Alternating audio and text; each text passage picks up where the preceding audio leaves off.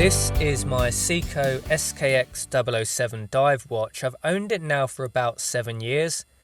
When I first got the watch, I really thought it would be a stepping stone, just as my first automatic, first mechanical watch. I thought maybe I'd have this for 6 months a year and then maybe look to upgrade to a more premium brand, maybe a Swiss watch. I've always liked Omegas.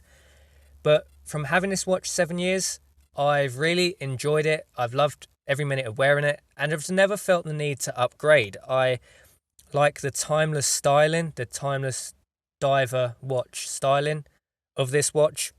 I find it suits pretty much most occasions. You can wear it like day to day, not get bored of it. It suits most forms of dress. You can wear it with a t-shirt and shorts. You can wear it in a smart casual environment. I find it doesn't work that well with a shirt and tie and suit and kind of formal wear. So if I'm wearing a shirt, a suit, I have a slimmer dress watch, which I find just suits that application better. But for everything else, this watch is absolutely perfect. Not to say that I'll never upgrade to a Swiss watch or a premium brand in the future. I'm definitely not ruling that out. But for the time being, this watch covers everything that I need it to do. I do a lot of hands-on stuff. So the Seiko movement in this watch, the 7S26, is known for being quite bulletproof, for being quite tough.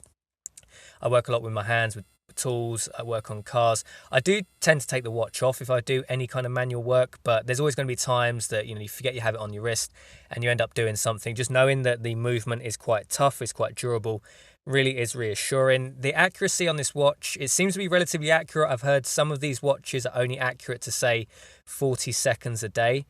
This watch runs at about 12 seconds a day. It's not really too much of a big deal for me because I go for periods of time without wearing a watch. So I'll often wear this for 3 or 4 days, maybe a week, and then I might have a week or 2 weeks off from wearing it. So the accuracy isn't paramount for me because I generally reset the watch when I start wearing it again. Anyway, what I really like about this watch and what has really kept me interested in the Seiko brand is just the modifications people do with these watches. I think there's pretty much a whole lifetime of enjoyment you can get just from the Seiko brand, just with everything that people do, the modifications, the little subtle changes you can make. I mean, this watch, I've only really changed a band on this watch.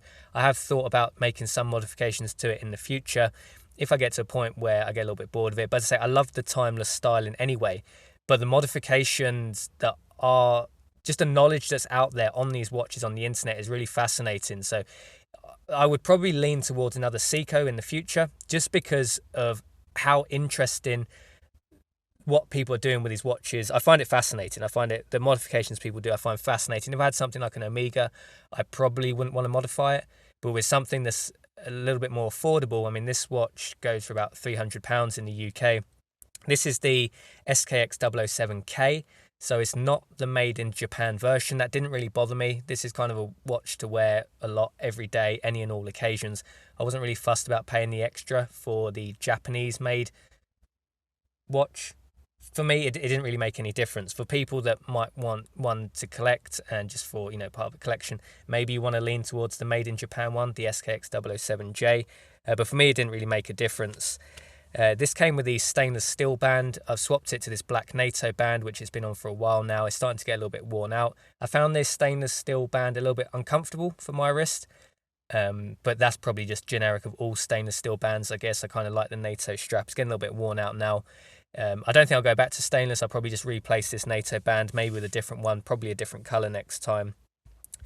But just to summarise, I'm not really a watch aficionado. That's why my watch collection is quite small. It's only this watch and like a dress watch that I wear with shirts and ties and that kind of stuff. But I really enjoy owning an automatic. I really enjoy the idea of a mechanical watch in this world where everything is becoming increasingly digital. The world, everything is like technologically advanced, and smartphones and internet. It's nice to have something on your wrist that is mechanical, is created with real craftsmanship. Okay, fair enough, the craftsmanship isn't as high quality as maybe a Swiss watch, but it's still mechanical. It's still just that nice thing on your wrist. I've only ever had compliments from it. Even people that are maybe on the more watch snobby end of the market, if they've ever commented, it's only ever been positive.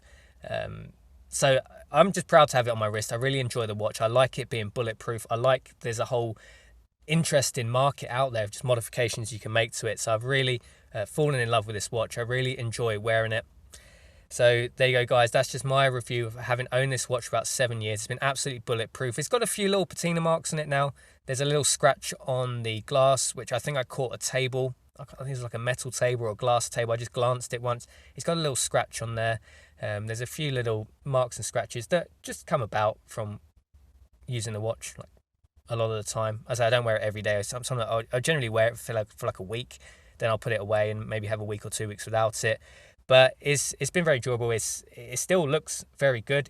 I haven't got bored of the timeless design. That's what I find really interesting. I think just the design of the watch is amazing. I haven't got bored of it up until this point. And if I ever do, there's a whole world of modifications to make to it. It's been bulletproof. It keeps time plenty accurately enough for me. I'm still really enjoying it. So there you go, guys. Let me know, have you got an SKX007? What do you like about it? What don't you like about it? Would you modify it? Or if you're looking to buy one, I just recommend it. It's a brilliant entry-level watch into the mechanical world. And if you're like me, you'll probably find you don't even necessarily want to upgrade. I think the premium that I would pay for a Swiss watch, I wouldn't really get any more enjoyment out of it. If you're a watch collector, then yeah, you're probably going to want a big collection of watches. But for me, 2 watches so far has been fine. Not to rule out a third in the future, but I'm very happy where I am at the moment with this Seiko Divers watch. Thanks for watching this video, guys. If you like it, like, comment, share, subscribe. Love to know your thoughts on the watches you wear. As always, thanks for watching, and I'll see you in the next video.